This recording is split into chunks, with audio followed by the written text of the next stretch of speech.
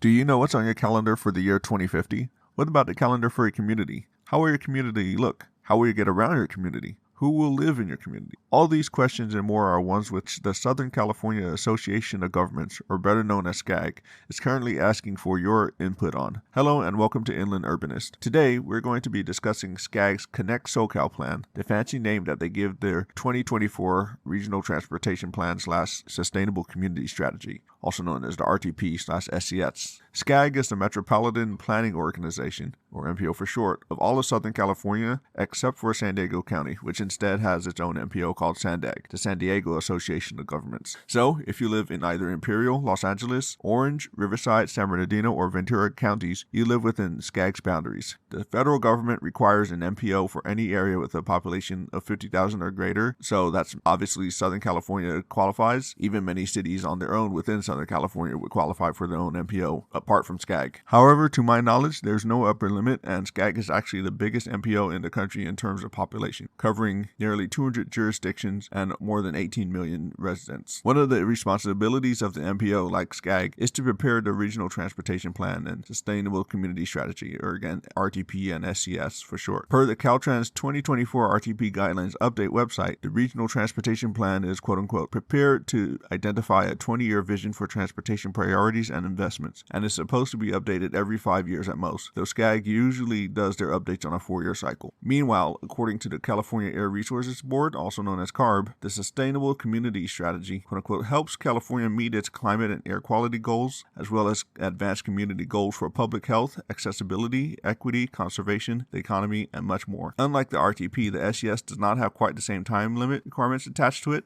such like the 20-year time. Instead, it is based on meeting emissions reduction targets set several years in the future based on statute as well as CARB regulations. Anyway, as stated before, Connect SoCal is the name which SCAG is giving to 2024 RTP SES, and in fact, the name is not original to this year's version as it was also used in 2020. Drop a comment below if you think they got the naming thing right, or if you think they should come up with a new name next time around. Now, the reason we're here today with this video is because there are some important dates coming up, namely the date when comments on this plan are due, and that date is Friday, January 12th at 5 p.m. SCAG is on track to adopt the Connect SoCal plan in a few months after that, but they first are waiting to get the input and are responding to that. Unfortunately, all the public hearing dates are passed, and it looks like they have not put up any of the videos for those sessions online, at least not at the time of this recording, so you will have to go through the plan yourself to get the in-depth information. Nevertheless, it is easy enough to comment and access the plan. Just go to www.connectsocal.org,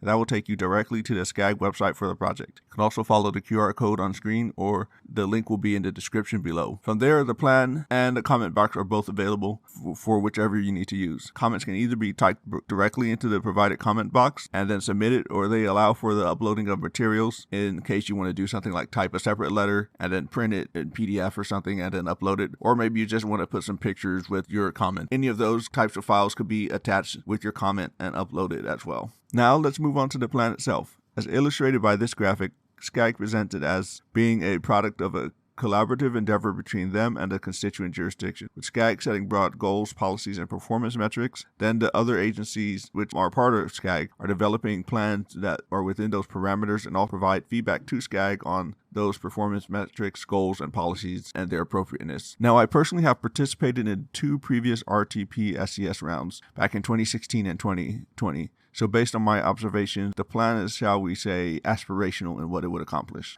Perhaps this is a project for another time, but especially the 2008, 2004, 2012, etc., those older plans, it would be interesting to go back and see what of the goals and policies that were set at that time have been met, because we are getting to the point where we should be able to see how much of those things were able to be built and what is the impact from what was built. In my observation, the Connect SoCal plan is largely taking all the plans from the 200 or so jurisdictions which make up SCAG and connecting them together with little tweaks here and there to help smooth the projects along, such as, for example, if one city is planning something that would impact something that's going on in another city, maybe they are helping connect those two dots together and presenting that as one opportunity. But what it is not is SCAG being a top-down agency and saying, this is the plan for you, you, and you, and then telling the agencies what they are allowed to plan for, essentially. It's not quite that, although some people might feel that that is how it works based on what, especially the housing side.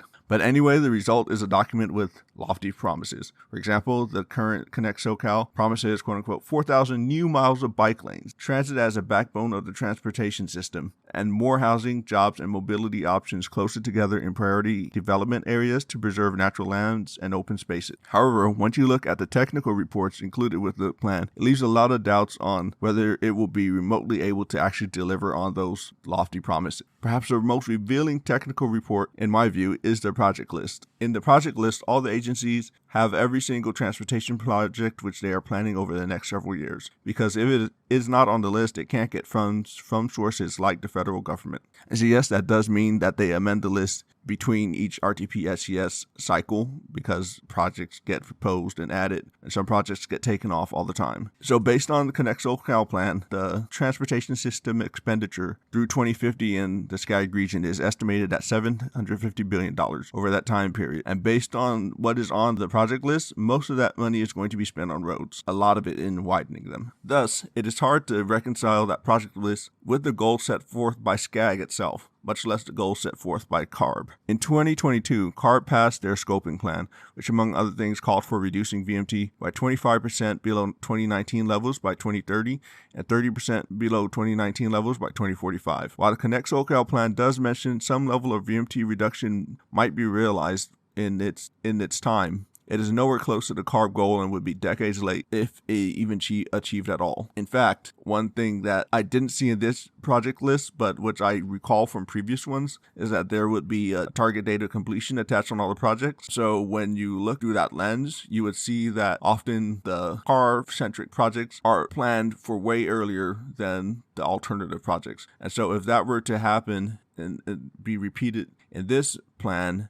what you end up happening is a situation where VMT might rise between now and 2030 and show that the SCAG region has an increase in VMT by 2030 instead of a 25% reduction as the CARB scoping plan goal calls out for. Obviously, that is a problem, and incorporating how to reach a 25% reduction in VMT by 2030 simply cannot wait to be planned for to the next RTP SCS cycle in 4 years from now. That would mean they would have to reduce that amount of reduction in approximately 30, maybe 36 months. So if there's only one thing that you can comment on, it would be that SCAG needs to make sure that this Connect SoCal plan for 2024 does its job and meets the CARB scoping plan goal of reducing VMT by 25% below 2019 levels by 2030, instead of raising them, or at best doing nothing with them. Otherwise, if you see anything else in the plan when you're reading, feel free to also add that. With that being said, obviously this is a topic that could go on for hours and hours, but I'm going to wrap it up now.